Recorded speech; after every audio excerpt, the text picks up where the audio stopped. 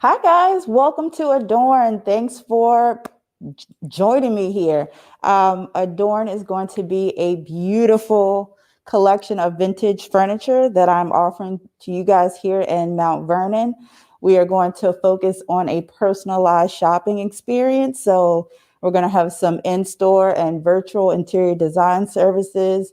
We do custom furniture restoration. We also do custom pendant lamp lights.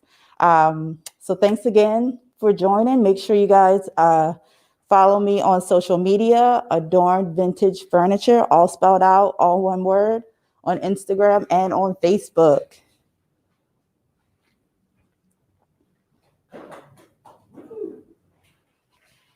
So good Baltimore morning, everyone. Thank you so much, Raina, for having us here. My name is Kira Wisniewski, and I have the distinct pleasure of being your host and co-organizer of Creative Mornings Baltimore. We're so excited to be coming to you live from Adorn Vintage Furniture on the ancestral land of the Piscataway people in Baltimore City. I'm so glad that you're here with us, albeit virtually. But before we get started, I want to say out loud, Black Lives Matter. We're also happy to be offering ASL from our friends Lauren and Anessa from HASA, and we're going to drop in the chat right now. Hopefully this works. We're testing this out. Live captioning from Otter AI, because if we're truly going to live up to our mantra that everyone is invited, we have to always try to increase our accessibility. Hopefully this works, y'all. I also want to acknowledge that we're all going through trauma on some level right now. There's a pandemic, and I think it's important to name that while also being so grateful for you joining us this morning. So whether you're on YouTube, Facebook, or Twitter through Periscope, I encourage you to use that share button right now on whatever platform you're using. I'll wait a beat. You doing it? All right. Creative Mornings is one of over 200 chapters around the world. And what unites us is that we all believe that everyone is creative and everyone is invited. We are one of dozens of global events happening today. So one more time, please go ahead, hit that share button. And tag us too, Baltimore_CM. We'd love to see what things are looking like on your end and where you're joining us from this morning. And we know that this cannot replace the IRL event. And we also want to hear what you think of today's event. We're going to send a brief survey to everyone who registered. We'll also have a link in the chat later on at the end. I love actionable feedback. Please be honest on how we can make this experience better for you. And so thank you in advance for completing the survey. We have Anita, Arlene, Eric, and we have Anita, Arlene, and Eric, our wonderful Creative Mornings Baltimore volunteers that are engaging you in the chat. Hi, y'all. Hi, good morning. Good morning. Beautiful faces. Hey. I also want to highlight that we have Amanda Mustard doing another incredible graphic reporting of this talk. So be sure to check that out on social media later this week. Hey, Amanda. Hi. And each month, we ask someone special to read our manifesto. Today, we have the honor to welcome Will Walker. He's a man of many hats, many talents, and you've probably seen him literally running around Baltimore City. He's an engineer by day, but has side hustles aplenty. You may know him from Brunch and Burn, All Aboard Meal Prep, or A Tribe Called to Run, a run crew that's practicing socially distanced distance runs on Mondays at 6 p.m. from our house. Or you may know him from this very event. We wouldn't be here today if it wasn't for him. So please welcome former Creative Mornings Baltimore host, Will Walker, to read the Creative Mornings manifesto. Good morning, everyone. Thank you so much for the introduction. Thank you for tapping me and allowing me to read a manifesto. I'm just very grateful. Just want to give you a huge shout out for how you've taken the baton and made Creative Mornings a great platform that everybody in Baltimore City can enjoy and love. So without any further ado, I guess I'll get into it. Everyone is creative. A creative life requires bravery and action, honesty and hard work. We're here to support you, celebrate with you, and encourage you to make the things you love. We believe in the power of community. We believe in giving a damn. We believe in face-to-face connections and learning from others, in virtual hugs and digital high fives. We bring together people who are driven by passion and purpose, confident that they will inspire one another, and inspire change in neighborhoods and cities around the world. Everyone is welcome. Thank you.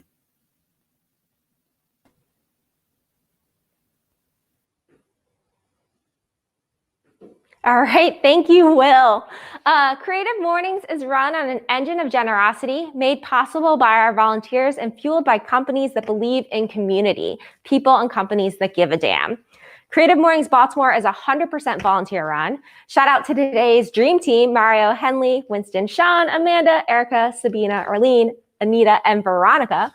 We truly could not do this without you. And this is also where we'd have the slides of the logos of our beloved partners, but we're going analog, and luckily we have some signs from one of those sustaining partners, Alpha Graphics. Hey, I've said it many times before, but on a very personal level, one of the greatest things about working with Creative Mornings is the opportunity to work with some of my favorite local brands, including Adorn Vintage Furniture, Hasa, you can drop them. Impact Hub Baltimore. Yeah. Local Color Flowers. Maryland Art Place. Pixelated Photo Booth. And White Tea Co. We're also sponsored globally by MailChimp and Basecamp. Hey. So we're dropping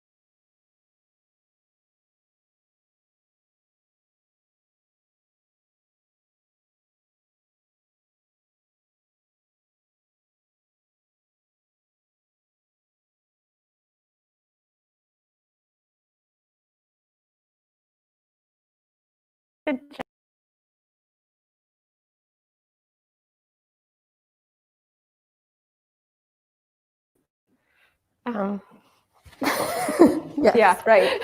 We're good? We're live? Hey, sorry about that, y'all. What I was saying is basically I was asking you for money because we're an all volunteer run operation. We're going to get a Patreon going. We heard you last month, but right now you can still give online. There should be a link in the bottom of your screen right now. So maybe right here. And then also in the chat. If 7 of you give $2 each, then we'll cover our Zoom account. And then if 9 of you give $10 each, we can offset our ASL. So this is all just very tangible places where your very low cost donation could go. Okay, so today we are exploring the theme of radical. Our San Diego chapter chose this month's theme, and Mahashari Janartarn illustrated the theme. There should be a link in the chat right now for them too. And MailChimp has sponsored it globally. And now let's get to why we're all gathered here today.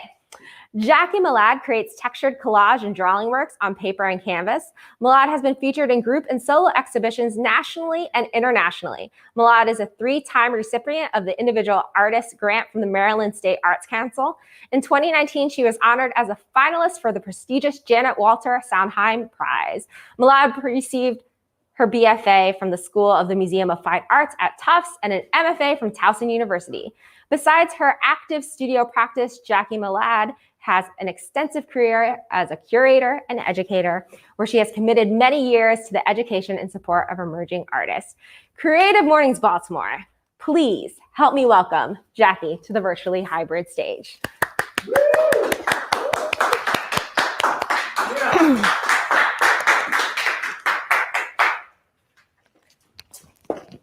Hello. Thank you. Radical. It's a word that we hear all too often these days. It's something that is used to describe perhaps something to fear, or maybe something that's dangerous. But of course, there's another way to look at a word, always, right? What if for this talk we consider how radical might be used to describe a pathway to something generative, transformative even? If we think of the status quo as a cocoon, it's safe, it's warm, it's super comfortable. I know that we would all love to be blissed out in our cocoon. I know for myself, I'm prone to doing that. But we also know that a cocoon can be rather restrictive. Therefore, it's important to push on that cocoon membrane until you pop it into some other realm of possibilities. It's asking the question, what happens if? And of course, even small everyday decisions can be radical. I agree with those that, who say that radical or being radical can be scary. It means breaking away from the thing you believe is protecting you, right? Let's remember, radical does not have to be some grand gesture or something at a scale that's global even. Because radical just means a break from tradition, a break from habit, a break from expectations. Radical really depends on the context, on the individual. I know all of us have, at one moment, done something radical. Speaking personally, I'm not always a huge risk taker. Radical doesn't usually come into my everyday life. But in my studio practice, that is a completely different story. And when I need some radical inspiration, I think of my parents, who immigrated to this country with not much more than dreams to sustain them. I think about all of the artist peers that I have here in this city, who work in experimental ways all the time in their studio, including my partner, Tom Borum, a musician and artist who makes the most ambitious projects seem so easy, and they're purely exciting to me. During art school, I spent most of my time focused on performance art, making performance art, studying it, and I would say that the artists that excited me most were women artists, performance artists of the 60s, 70s, and 80s. To me, they defined radical art making, their vulnerability, their fearlessness, not only in form, but content. They pushed back on oppressive power structures of all sorts. Their work depended on improvisation, audience participation, and political provocation. And to make art, that's not a commodity, well, that's fucking badass radical. Because of my deep love of drawing and performance art, I was constantly trying to bridge the two disciplines together. So I started making drawings as scores to be performed by other people. I really tried to keep myself out of these works and out of the equation to make it more universal. I intentionally tried to make work that had nothing personal about it. My preferred style of making was fast, minimalistic, single-line figurative drawings. I kept my paper white, my marks minimal, and because of this quick process, I was able to amass a very extensive archive of my own work. After years of working this way, I began to treat these drawings as precious little objects. I needed to keep them safe, wrap them up in an archival glassine cocoon.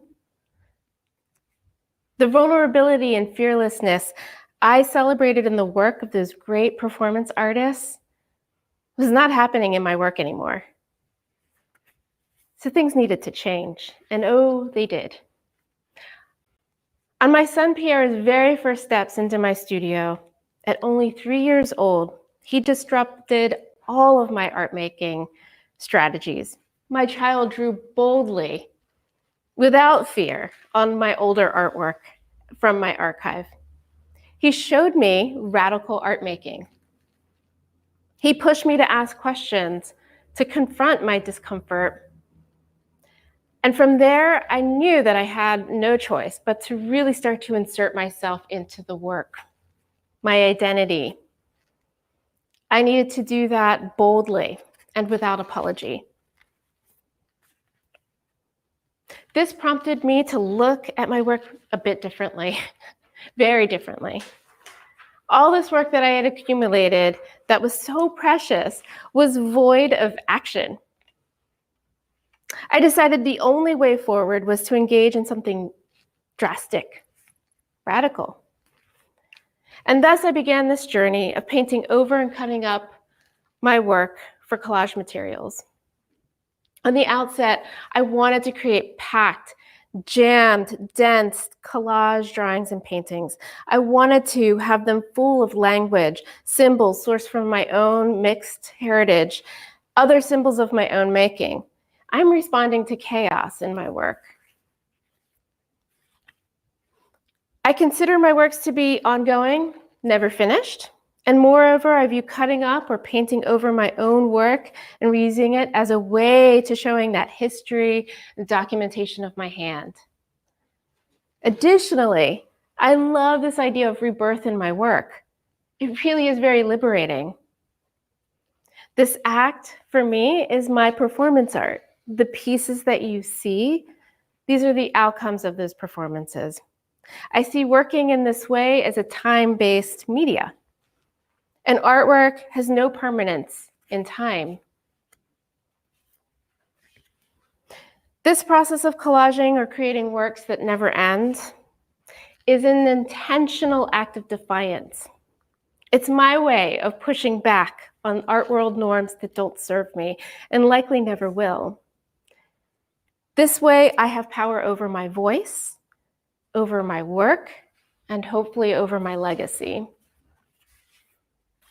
I've come to realize how important it is to question the limits in my creative practice and to consider even rejections and failures as a part of that process. And really, if I don't push myself in radical ways in my studio, how else will my work grow? How else will I grow? How do we grow if not by personal and collective radical change? I want to thank Creative Mornings Baltimore for this amazing opportunity to share my thoughts and my work with you all. Thank you. Yay!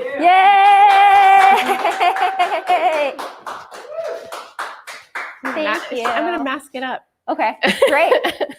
Thank you, Jackie. I love so much of what you had to say. And so now it's time for Q&A. So if you have questions you can go ahead and write them in the chat on whatever platform you're using, and we'll be able to highlight them on the screen. That's why I have this iPad right now. Doesn't this look so fancy? But I'll go ahead and start. Yeah. So we actually approached you to be a speaker in February. And then we kind of gave you the list of the words because we knew we wanted you to be a speaker, and you chose radical. But I know that a lot has changed in the past 9 months. And we also maybe learned to not ask speakers 9 months ahead of time to do a 15-minute talk. You want to take us a little on the journey of how this talk has evolved? Yeah. I think that when you all first approached me, you gave me a list of words that I should be looking into, or not looking into, or words to choose from, rather. And for me, radical just immediately popped out. And I was thinking, oh God, what did I do? Because in this upcoming year, we have an election, and this is back in February. I was already concerned about oh my God, there's so much to think about with regards to the word radical. And then the pandemic happened, totally unprepared in my mind. How do I even address radical with all that's going on? And we're talking about more than just one pandemic, right? And it was quite a journey. Yeah, you all were very encouraging. You're like, you can do it. So I was like, yeah, it is definitely a lesson for us to perhaps not ask speakers 9 months in advance, so you don't have to always keep thinking about it, and the world is changing so much. How did you feel when you cut up that first piece of work? That it's not easy. It's not easy cutting up work, to be honest. It's the sort of lead up to it isn't easy, but once I get into it and I start cutting my work and reusing it, it's very exciting. It's thrilling, actually. And I know as I'm making work now, because I've been in this process for a while, I know that I can't make any mistakes, if the work isn't coming together for me at the moment, I know that I could then later use it, cut it up and use it in some other piece. And so it's liberating. But yeah, the very first time that I cut into my work and painted over it was really, really difficult. I love to hear that it's liberating now. So you don't have that feeling, cutting up your work now, you don't have that same feeling, or do you still have a little? I have a little. Oh, yeah, there's definitely, because, it's so easy to get precious about, your labor and I get really into something that I did. And yeah, I think it's always just a big jump. It's like going into a big pool of cold water, and you're like, oh, this is gonna hurt. But then be great. But then be great. Yeah. I love that analogy. So you talked about in your talk and that great visual of your son interacting, contributing to your artwork. Can you take us back to that when that happened and how you might have felt or reacted in that moment? Yeah, so up to that point, I hadn't been really working in my studio. I was focused on my full-time job. I was focused on raising him. There wasn't a lot of time for me to be in my studio. And I had a spare room, or I have a spare room in my house, and I put my work up from the past, thinking that it would just kind of be this inspiration. And he walked in and did what he did. And it really was a moment where I thought I was going to lose my mind. It was like a total freak out inside. But it was like, wait a minute, why am I getting freaked out about this? This is something new. This is different. He's really showing me that I need to let go. And how old is he now? He's 9.5. How do you think that he would define the word radical? He defined it. I asked him this question the other day, and he totally thinks of it as something positive, like it's something that needs to happen. It's something exciting, and I thought that was, totally radical, dude. I love it. So Andrea, who is joining us on YouTube, she asks, can you talk a bit more about inserting yourself more into your work? Sure. Yeah, I mean, I think that I just, for so long wanted my work to be void of my identity. I kind of came up in the 90s in art school where identity politics was like what everyone talked about in terms of like art making and that sort of thing. And I just wanted to not do that. I wanted my work to be really universal, and so that's kind of like where my thinking was, in just until the 2000s. And so when I say like putting myself into the work, that's really very radical for me. It's very different. It's showing a vulnerability that I just actually was. This is all kind of new to me, right? And what I guess is I'm addressing my own everyday. There's definitely symbols that I've made up or that I've kind of been inspired by my culture, my parents' cultures. And so it's not necessary that you're going to get it. And I get often asked, like, can you decode the work? And I'm not interested in decoding my work for people. I think that y'all like have to come to it with your own, right? Like your own experiences. And, it doesn't have to be for everyone, the work. And that's okay. We have to all be okay with that. So another question that we have coming from Facebook, how do you stay inspired? Wow. Well, I mean, I think that I chose to, chose careers working with artists, whether that's curating and working with emerging artists that way. And now, I work at Maryland Institute College of Art, and I work with younger artists, and I am infinitely inspired by what I see and the thinking that's coming out of younger artists. And I'm inspired by my everyday with my child and with my partner Tom. Like I think that there's just I don't know. I feel like everything. I love it. Yeah. Yeah. Why not? So then we have another question coming from Facebook. Tracy said, I'd love to hear more about how scale fits into your practice as you push your boundaries. I love your large work I've seen to the small piece in Megan Mache's book. Oh, yeah. I think that the large pieces, now that I'm like, going back into my studio, I imagine those becoming even larger. I think that there's something really exciting to create more space where you feel like you're surrounded by the work. I also like the like intimate little experience that a small piece might bring. So yeah,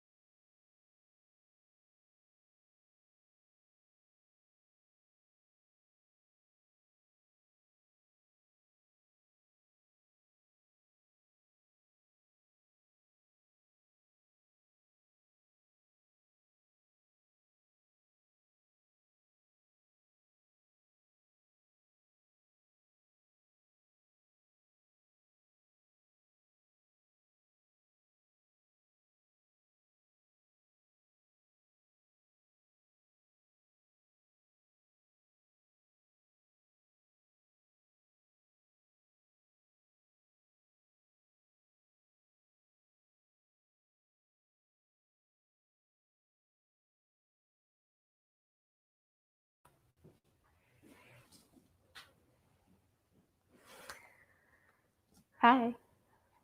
Are we back? Are we good? I'm sorry, y'all. Hit the record limit. Okay.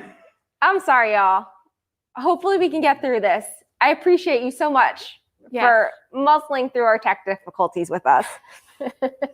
And you. Thank you so much, especially for just muscling through all of these tech difficulties.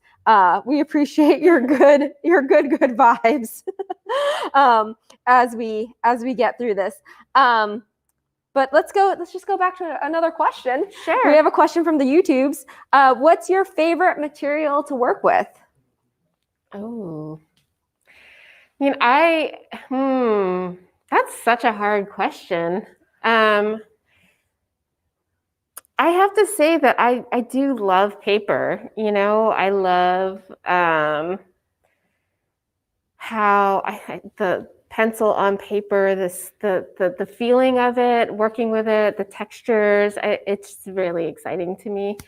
But I think that I'm definitely someone that uses all and every material that I can get my hands on, so I'm not really that precious about the materials. I like, I'll use, little pom-poms from the craft store and, high-end paint. So like whatever I can get my hands on. Yeah, I love seeing like the fiber elements that you incorporate in your work, like those pom-poms and the fringe and yeah. Love it.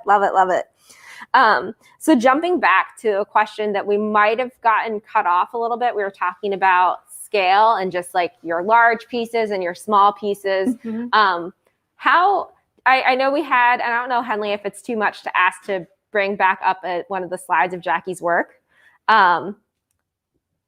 But how large is a large piece, roughly? Yeah, they're about like 70 inches by 70 inches. Like those? Yep. Those are, if I'm being more precise, they're 68 inches by 68 inches. That particular piece. And I like have dreams of making them bigger, or creating larger sort of environments with the work, but at the same kind of intensity and thickness of layers. So yeah, that would be quite a big task for me, I think. Yeah, I love it. If there are any other questions in the chat, like let's have them. But where can people see your work now? Well, right now, of course, because of all the lockdowns that are recently announced, again, like I think the best way to see my work for now is online. I have website, of course, it's jackiemilad.com. You can follow me on Instagram. I'm fairly active there as well. And if you want to be on my mailing list, you can just send me a note through my website. And then that way I can alert you of all the upcoming exhibitions and whatnot.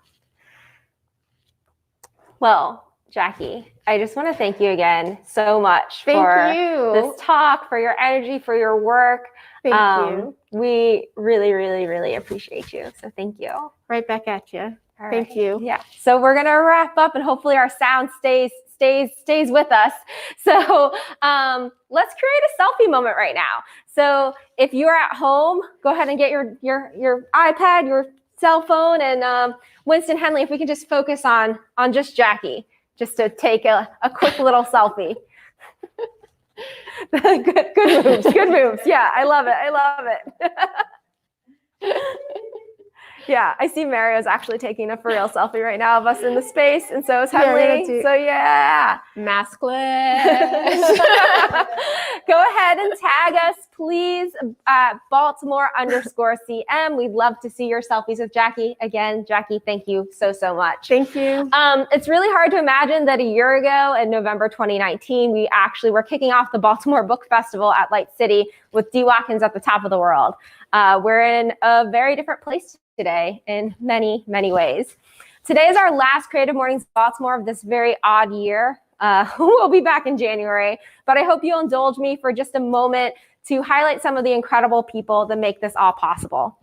Sean Champion joined our team last November. For the first event she photographed was the fabled event with Dee Watkins. Since then, she's been taking stunning portraits of our speakers each month, and we're so privileged to have her be part of our community.